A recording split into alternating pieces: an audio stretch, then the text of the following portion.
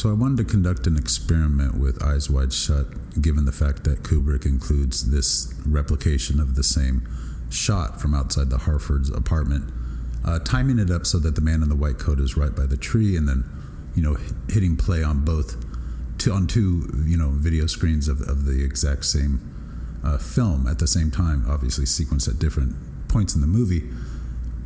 And then just to see what happens. And it is an interesting experiment, I have to say. Some immediate kind of relevant things that happen. Bill is in the second video, video number 2, which starts later in the film after he goes back to Somerton and gets the letter from the butler, and then it transitions to the shot outside their home. Whereas the first shot starts at the very beginning of the movie, right after it says a film by Stanley Kubrick. In the second video, Bill comes home. Alice and Helena are doing homework at the kitchen table. He goes to the kitchen, grabs a beer, and he remembers Alice's voice and telling him about all the people that she was, having sex with in this dream, which is interesting because that happens right as the first video number 1, is transitioning into the Ziegler part.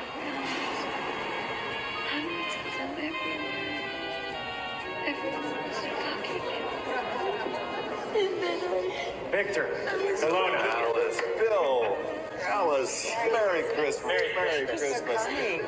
How good to see both of you. Thanks so much for coming. We wouldn't have seen you. We're going from the home into this space where all these people are. Now, all of those people and all of those kind of spirits, in a way, might be kind of in the home too. They're in the Harford's home, if you will. I know that sounds a little kind of Shining-esque, but like there is the kind of intrusion that's happening. I mean, she had the dream in their bed, in their home, told him about it right there on the bed. He's remembering it right there in the kitchen. The daughter's at the table.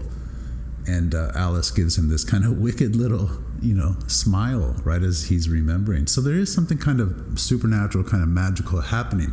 And I also think it's interesting that when they're at the Ziegler's party there, she says, "Do you know anybody here?" And he said, Not a soul. Not a soul. And that just makes me think, oh, dang, okay, so there's actual souls there, meaning like living human beings.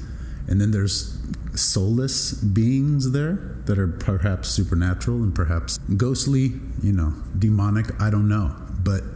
And I can't remember if the Jack character in The Shining says that. I feel like he says something about soul or souls when he's in the ballroom or, among the actual ghosts, as we know from The Overlook. But I digress. So that first kind of little mix of the first play and the second play are cool for me. Secondly, on the first playing one, it shows them dancing at the Ziegler party, and Alice says to Bill, Why do you think Ziegler invites us to these things every year? This is what you get for making house calls. Hello? is showing him calling the Nathanson home, making a literal house call. Obviously not as a doctor, as a potential kind of like, inquiry toward the Nathanson daughter, toward something. We think, right? I mean, he's not there. He's not trying to call Carl, right? Was her name Marion Nathanson's, fiance? Maybe he is. It's unknowable. But just that the house call piece aligns and syncs up is fun and interesting.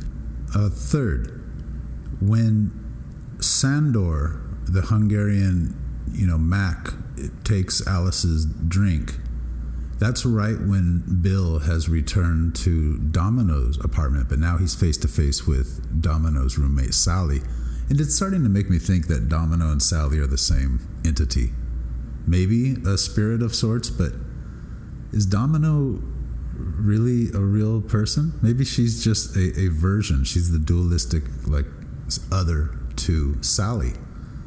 To me, Sally feels more feminine and Domino feels more feminine and Sally feels more masculine. And Sally kind of creeps me out a little bit. What's interesting in this alignment here, whereas Sandor, the Mac, is and I'm only saying that because he straight up Max on her, and I forget his last name.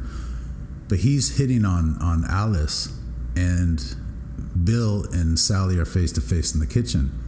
And if you look closely, in my opinion, Sandor the Mac and Sally, they kind of look almost identical. Like they almost have the exact facial features, especially their nose.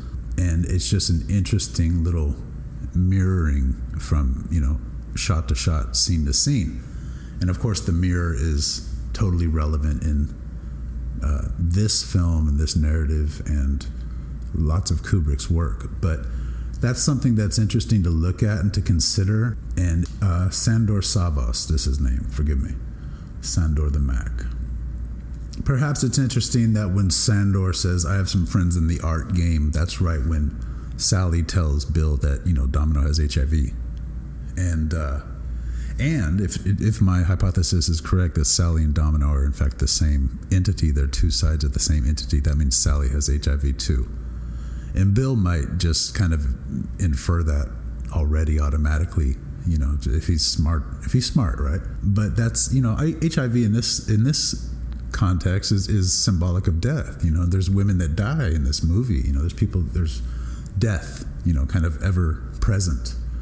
And the fact that art is in fact kind of like, it's a creative thing, right? It's an objectified, materialized kind of concept. I'm not saying it's a living thing. It might be, but the word itself, art as opposed to aren't, it is. The verb means to be, to be or not to be, that's like the dichotomy here. So, the fact that he's willing to just utter that, not that Sandor the Mac has any capacity to actually help Alice.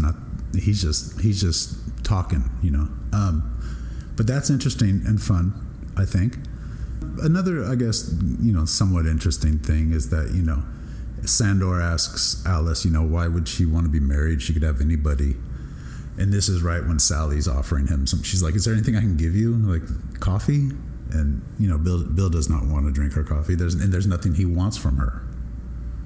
So, just the very kind of like a cup of coffee, like something you can get at a rest stop for free, like coffee is so easily, come by. And this is even in the late 90s or whenever this came out. Interesting dichotomy between, giving and taking. What can be given? What can be received? Who can give? If Bill is the dad, that's the giver, He's not the creator of life, but he gives. He's supposed to give the seed, if you will, in a kind of historical, traditional sense. But the dada is literally to dar, to give, like dadum is the given. That's what's given, the data, the big data, big data. Even the rhythm of the rhyme, the iambic pentameter, da-dum, da-dum, da-dum, da-dum, da-dum, pause. So there's an interesting giving and taking, and where does the life come from, and who possesses the death?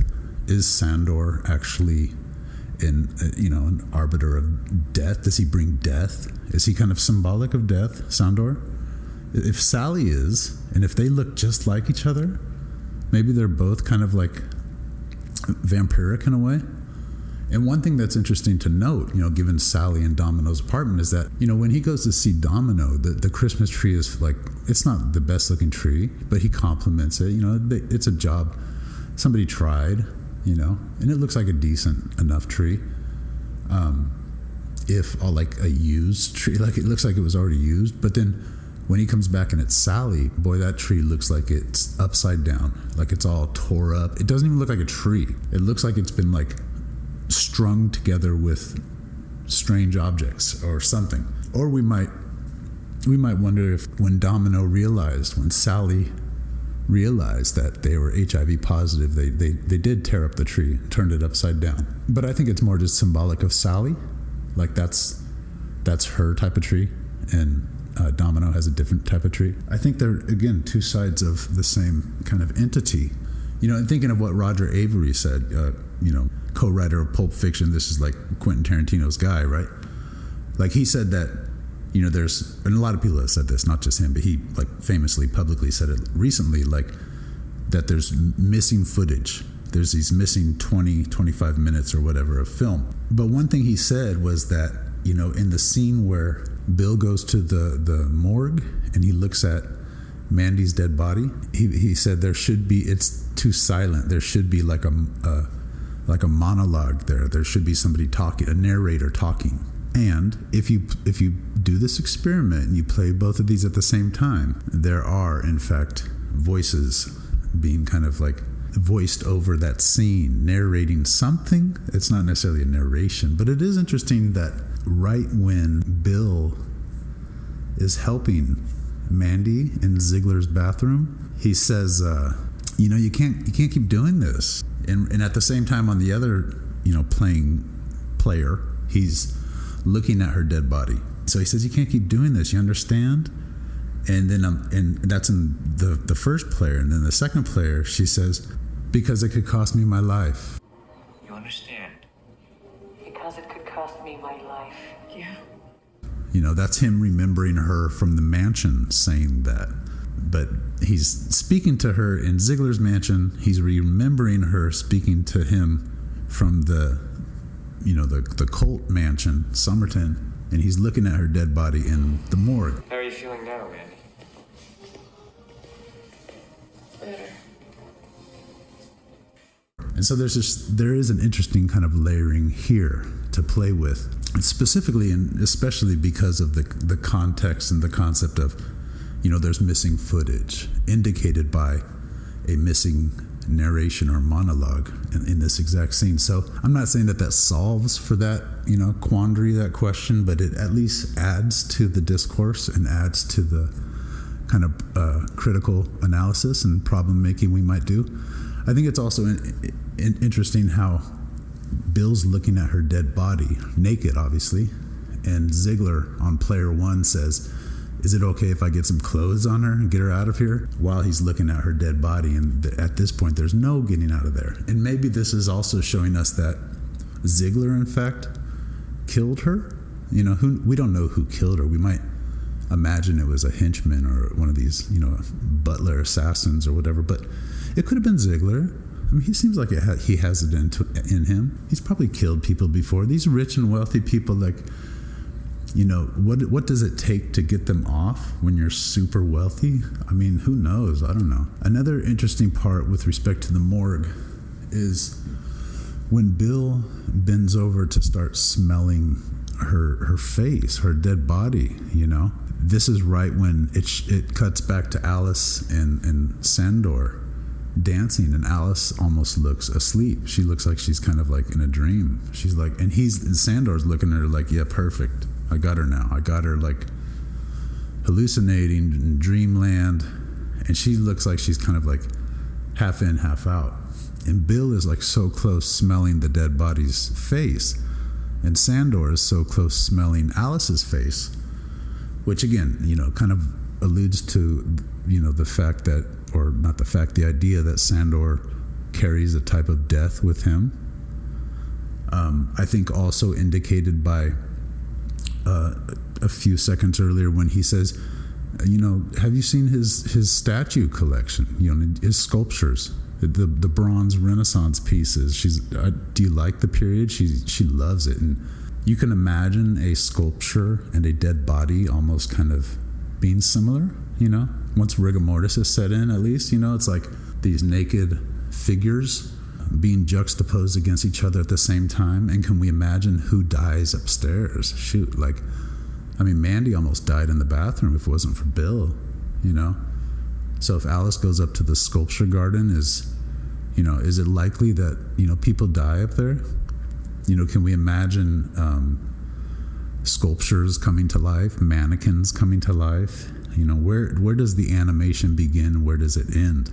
It's hard to tell. It's hard to tell. The lines are, persistently blurry in this film. But right as Sandor is just about to suck the life out of through Alice's nose, she kind of comes to and wakes up. She's like, oh, I think I've had too much to drink.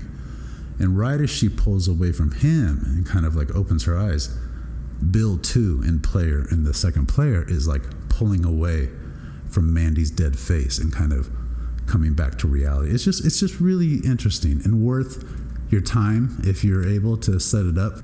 I just opened 2 browsers and 2 videos and press play, sync them up and press play. I think, the last thing is she has to go and she says, I'm married, and that's right when Bill is going to Ziegler's home to have the kind of, confrontation about Mandy's death.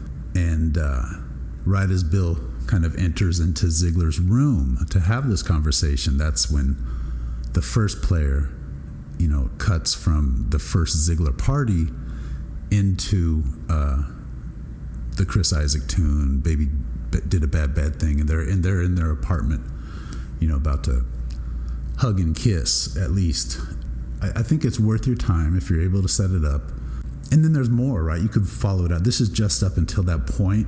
I think it gets a little weird at that point. Like, there's some interesting kind of, meanings that we could infer there, and synchronizations as such with what's happening on the 2 players. Once it goes into Baby Did a Bad Thing, and then they cut, it gets a little weird and maybe not as aligned. But also I can't remember. I've done this twice now, and this time I stopped here. And the last thing that I'll say with respect to Roger Avery's recent comments and the kind of proverbial missing 20 to 25 minutes of footage is that if you set up this experiment based on that one shot outside the Harfords home that's replicated, and if you watched the duration until on the second player Bill enters Ziegler's home in the billiard room for the confrontation, and if you stop it there, that entire span, that duration equals 21 minutes and some change, very close, like it's 21 minutes. So food for thought. Doesn't solve for anything really, but it's just another kind of ante up into the kitty, right? This pot we're stirring around with respect to the Kubrick landscape and his work. So let me know what you think. Like, subscribe, comment. Thank you so much. Bye.